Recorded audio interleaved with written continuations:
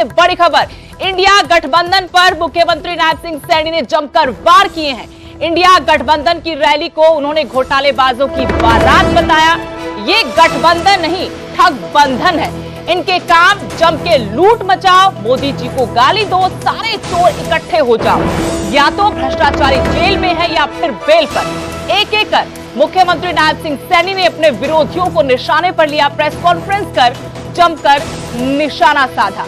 मुख्यमंत्री नायब सिंह सैनी ने इंडिया गठबंधन की रैली को घोटालेबाजों की बारात बताया, तो वहीं कहा कि ये गठबंधन नहीं बल्कि ठग बंधन है। भ्रष्टाचारी या तो जेल में है या फिर बेल पर है। इनका काम ही यह है कि मोदी जी को गाली दो, लोकतंत्र को गाली दो, सारे चोर इकट्ठे हो जाओ।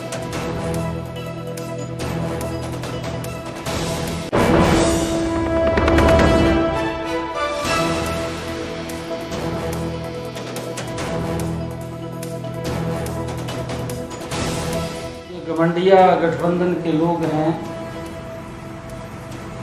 अपने भ्रष्टाचार को किस तरीके से जस्टिफाई वहां पर वो कर रहे थे, वो पूरा देश ने देखा है। कांग्रेस आम आदमी पार्टी दिल्ली में दोनों आपस में मिले हुए हैं और पंजाब के अंदर देखें हम आपके कौन हैं। ये इस प्रकार का इस इंडी गठबंधन के अंदर देश को देखने को मिल रहा है। ने माफी मांगी है। ब्राह्मण समाज पर जो टिप्पणी की थी, उस पर जो बवाल मचा था, उसके बाद प्रेस कॉन्फ्रेंस करने के लिए आना पड़ा। रणजीत चौटाला को बकायदा कहा कि मैं अपने शब्द वापस लेता हूं।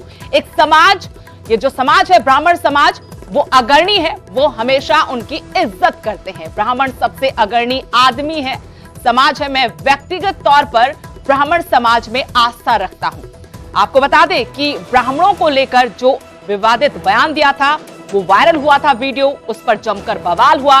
समस्त ब्राह्मण खाप ने भी रणजीत सिंह चौटाला के बयान पर आपत्ति जताई थी। कहा था कि या तो वो माफी मांगे वरना बड़ा विरोध किया जाएगा। ब्राह्मण समाज पर टिप्पणी को लेकर जो वीडियो वायरल हुआ था, उसी पर आज सफाई देने, माफी मांगने के लिए रणजीत चौटाला ने बकायदा हिसार में प्रेस कॉन्फ्रेंस की और कहा कि अगर किसी भी तरीके से जाने अनजाने उनसे ऐसे शब्द निकले हैं तो वो माफी मांगते हैं, लेकिन व्यक्तिगत तौर पर वो ब्राह्मण समाज की इज्जत करते हैं, आस्था रखते हैं।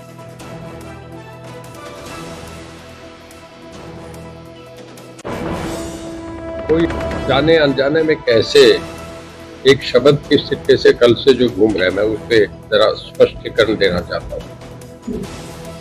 ब्राह्मण समाज सदा से मैं सलासर जाता हूँ, बराबर पिछले 2 साल के दौरे पर भगवान को मानते हैं, ईश्वर को मानते हैं, और ये जब ये रास्ते दिखाए जाते हैं, ये ब्राह्मण के कहने से सीख रहा। तो ईश्वर को मानता हूँ, जो ईश्वर की भक्ति करने में जो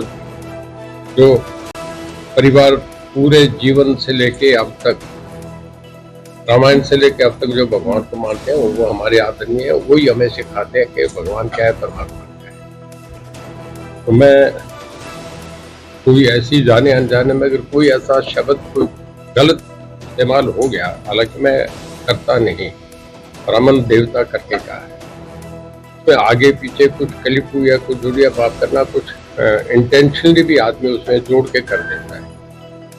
मेरा ऐसा कोई आशय नहीं था। ऑफ द रिकॉर्ड बहुत चीजें होती है जो आप सब आपस में बोलते हैं, मजाक है, जीवन है। मैं भी आपकी तरह एक सामान्य आदमी हूँ, मैं भी ह्यूमन बीइंग हूँ। कुछ कहीं कुछ हो गया तो भी उसके लिए मैं माफी चाहता हूँ। मेरे लिए उधर चुनाव नहीं लड़ने पर पूर्व सीएम भूपेंद्र सिंह हुड्डा ने भी बयान दिया है। विरोधी आरोप लगा रहे कि वो मैदान छोड़कर भाग गए हैं, हार का डर उनको सता रहा है। इसी पर भूपेंद्र सिंह हुड्डा ने कहा, मैं नेता प्रतिपक्ष हूं, मैं चुनाव लड़वाऊंगा, लड़ूंगा नहीं, कोई डर कर नहीं भाग रहा। आप देखिएगा हमारे उम्मीदवारों को। रोहतक से एक बार फिर उन्होंने कहा कि दीपेंद्र हुड्डा चुनाव लड़ेंगे। इंडिया गठबंधन जनता के सभी नेता एक साथ पहुंचे। इस बात को लेकर कहा कि जिस तरीके से इंडिया गठबंधन के तहत सभी विपक्षी नेता एक साथ आए हैं, इससे जनता समझ जाएगी। लोकसभा चुनाव में अभी वक्त है, 25 मई को चुनाव है। जल्द ही कांग्रेस भी अपने उम्मीदवारों के नामों का ऐलान कर देगी। विरोधी लगातार हुड्डा परिवार पर, पिता पुत्र पर आरोप लगा रहे हैं कि वो अपनी हार सामने देखकर घबरा गए हैं, चुनाव मैदान छोड़ दिया है। भूपेंद्र सिंह हुड्डा ने इसी का जवाब देते हुए कहा कि मैं नेता प्रतिपक्ष हूं, मैं चुनाव लड़वाऊंगा, लड़ूंगा नहीं। हुड्डा हमारे साथ बातचीत करने के लिए मौजूद हैं। लोकसभा चुनाव की तैयारियां शुरू हो गई है, ऐसे में कांग्रेस की टिकट कब आ रही है सर? क्योंकि 25 मई को चुनाव होने वाले हैं, कैसी तैयारियां चल रही हैं? नहीं तो बहुत दूर है, अभी तैयारी हो रही है। हमारी स्क्रूटनी कमेटी की मीटिंग होनी है। स्क्रूटनी कमेटी मीटिंग के बाद हम सेंट्रल इलेक्शन कमेटी में जाएंगे, वहाँ फाइनल किया जाएगा। कांग्रेस के कई लोग टूट कर गए और भाजपा ने उनको टिकट दी है, ऐसे में कांग्रेस के कैसे उम्मीदवार रहेंगे? क्योंकि भाजपा कह रही है कि इनके तमाम बड़े नेता चुनाव नहीं लड़ना चाह रहे। सब चुनाव जो जिसको पार्टी कहेगी वो चुनाव लड़ेगा।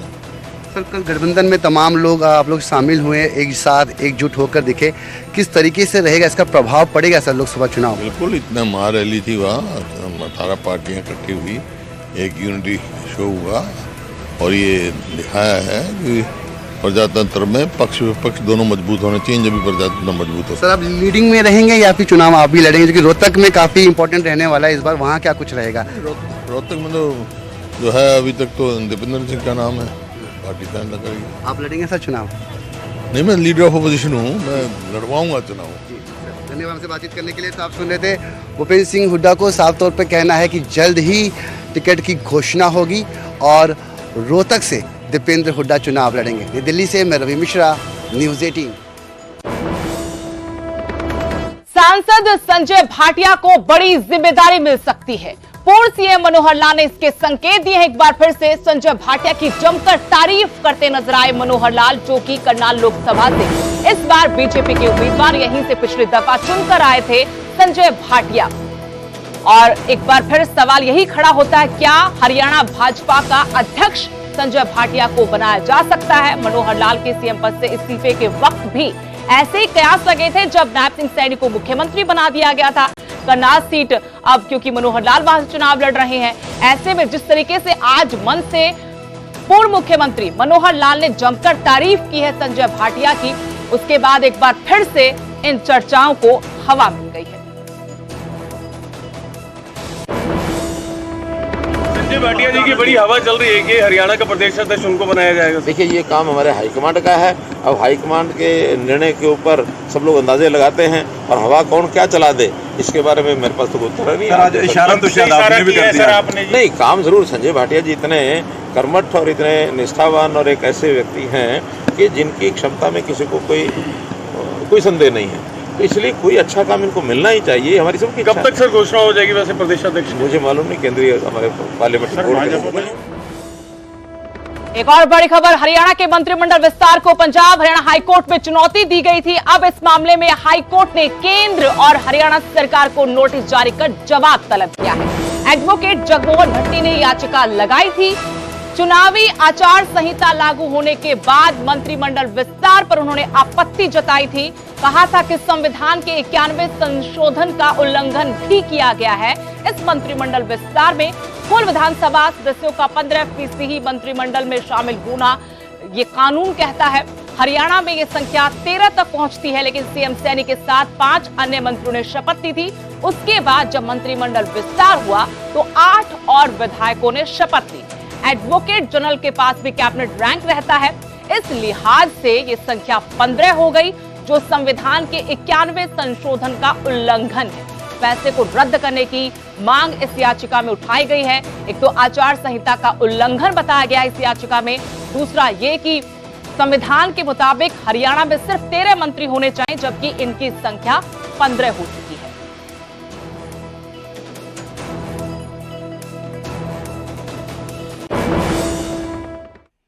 भिवानी से बड़ी खबर, पूर्व उप मुख्यमंत्री दुष्यंत चौटाला कांग्रेस पर जमकर बरसे हैं। कहा कि कांग्रेस के बड़े नेताओं ने चुनाव लड़ने का दम नहीं दिखाया है, उनमें दम नहीं है चुनाव लड़ने का। वीरेंद्र सिंह में दम है तो बड़ी रैली करके दिखाएं। सत्ता में रहने वाली पार्टी को लेकर कहा, क्योंकि सवाल पूछा गया था अरविंद केजरीवाल को लेकर, तो दुष्यंत चौटाला ने कहा कि सत्ता में रहने वाली पार्टी एजेंसियों का दुरुपयोग करती है। बीजेपी का चेहरा नई कांग्रेस का चेहरा है। इससे पहले भी बीजेपी को लेकर वो कह चुके हैं कि बीजेपी का नाम बदलकर नई कांग्रेस रख देना चाहिए। जब पूछा कि उम्मीदवारों के नामों का ऐलान कब तक होगा, तो दुष्यंत चौटाला ने कहा कि नवरात्रों में वो अपनी पार्टी के उम्मीदवारों के नामों का ऐलान कर देंगे। एजेंसीज का दुरुपयोग तो हमेशा से सत्ता में रहने वाले लोगों ने किया है। तो एजेंसीज का दुरुपयोग तो हमेशा से सत्ता में रहने वाले लोगों ने किया है। तो एजेंसीज का दुरुपयोग तो हमेशा से सत्ता में रहने वाले लोगों ने किया है। तो एजेंसीज का दुरुपयोग तो हमेशा से सत्ता में रहने वाले लोगों ने किया। उधर यमुनानगर में कृषि मंत्री कंवरपाल गुर्जर ने बरसात और ओलावृष्टि से खराब हुई फसलों का मुआयना किया, जायजा लिया कितना नुकसान हुआ है। जगाती के गांव ताहरपुर के खेतों में कृषि मंत्री पहुंचे, वहीं से कृषि मंत्री ने उच्च अधिकारियों से फोन पर बात की, कहा कि सरकार फसलों के नुकसान की भरपाई करेगी। आपको बता दें कि बारिश ओलावृष्टि की वजह से फसलों को खासा नुकसान पहुंचा था। कृषि मंत्री कंवरपाल गुर्जर उसी नुकसान का जायजा लेने के लिए खेतों में पहुंचे, मौके से ही अधिकारियों को फोन लगाया और जरूरी दिशा निर्देश देते हुए नजर आए। ये भी आश्वासन अन्नदाता को दिया कि जितना नुकसान हुआ है उसकी भरपाई सरकार जरूर करेगी।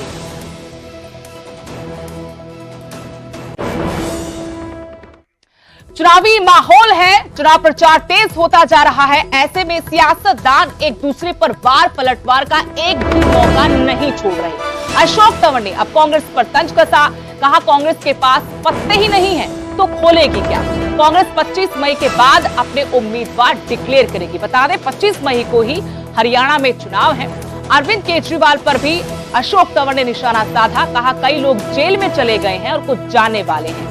केजरीवाल ने कई लोगों को धोखा दिया, जिसने केजरीवाल का झंडा उठाया हरियाणा में उसे धोखा मिला।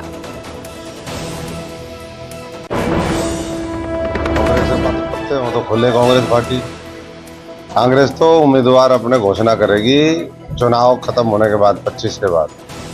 अभी तो वो जो है ना आपसी गुटबाजी में एक दूसरे का कांटा निकालने में कैसे जो है अपने आप को जो पहले लूट खसोट उन्होंने करी है, अपने आप को और अपने सहयोगियों को कैसे बचाया जाए जो जेल के पीछे हैं, जो जेल में जाने वाले हैं। तो दूसरी तरफ भारतीय जनता पार्टी नरेंद्र मोदी जी के नेतृत्व में पूरे देश के अंदर अधिकतर सीटें जो है वो घोषित कर चुकी है।